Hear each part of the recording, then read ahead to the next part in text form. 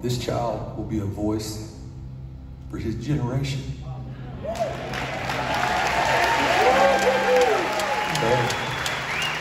Man, I was in tears, you know. Me and my dad were crying, and I was like, Dad, how have you never told me this story? You know, I was in my mid-30s.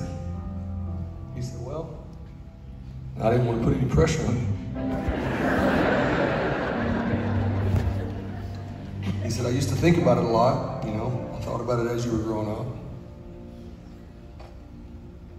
He said, but you never showed any interest in music. You know, so I often wonder, what did that pastor mean by that, you know? He's like, you've always been a leader. He's like, but you never showed any interest in playing music or singing. He said then when you moved to college and you tore your ankle up and you came home your freshman year and you said, hey, I'm going to take your guitar back to school and teach myself how to play it. He said, I thought, well, you don't just pick up a guitar at 19 and start playing music. He said, a year later you came home and you were pretty good. And then he said, and then you got better and better. And he said, but then you got into this band, and me and your mother watched you start to slowly fade into this lifestyle that we hadn't raised you to live. And we were worried, you know. He said, but we would pray for you, you know, because we knew God had big plans for your life. Man, my mom and dad, they used to come sit at my concerts, you know, for hours on end, you know, 2 or 3 o'clock in the morning, drinking coffee while I was just getting hammered, you know, on stage, and they were watching this take place. They would make sure that I could get home okay, or they'd come over to my house and pray for me and my wife. And it was just a love like the Father, you know. My wife witnessed unconditional love through my parents, you know, how they treated me. And Dad said, we used to sit out there every night and we would just pray that one day God would take all this stuff that you're going through, all these bad things that's going on in your life, and turn it for His glory. He said, and I'm not telling you that to put any pressure on you now. He said, I'm telling you that because God's giving you a gift and an opportunity, a platform to stand on that stage every night and share with the world what He's done in your life and how He can do it in theirs. I just want to tell you guys that I don't say it to anybody ever to feel that I'm better than anybody, because I'm certainly no chosen one. You know, I get it wrong way more than I get it right, and I'm still working on it.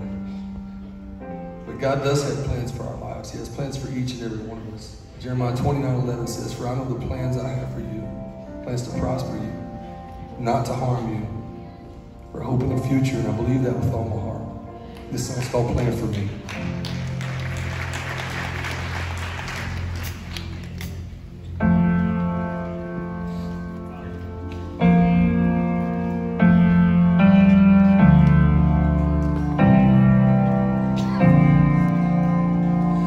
You had a plan for me, even though I couldn't see it.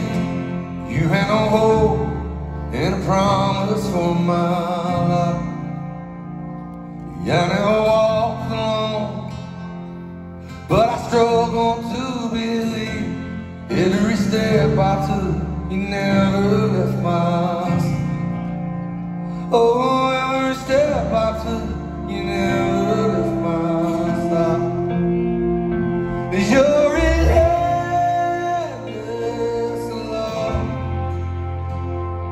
ever chased me. Your enhancing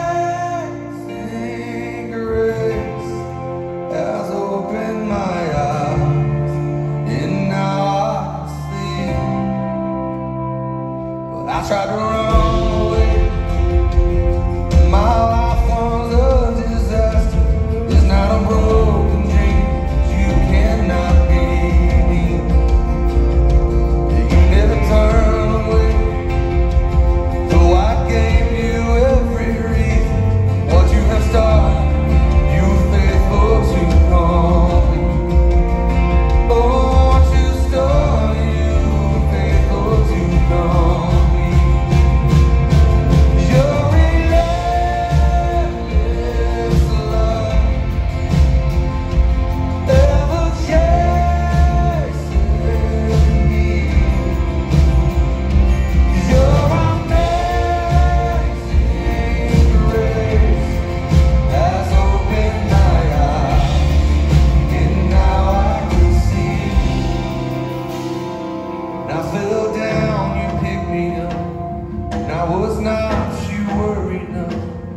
and I was bound to set me free.